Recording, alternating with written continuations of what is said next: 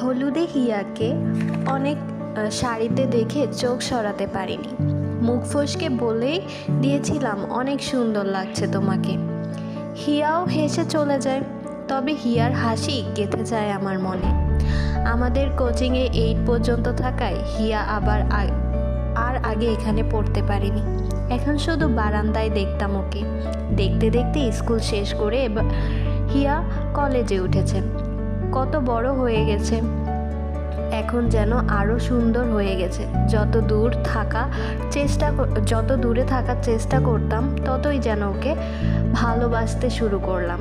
আল্লাহর কাছে শুধু একটাই দোয়া করতাম, হিয়া যদি আমার না হয় তাহলে আমাকে ভুলতে সাহায্য করো, আমাকে ধৈর্য দাও।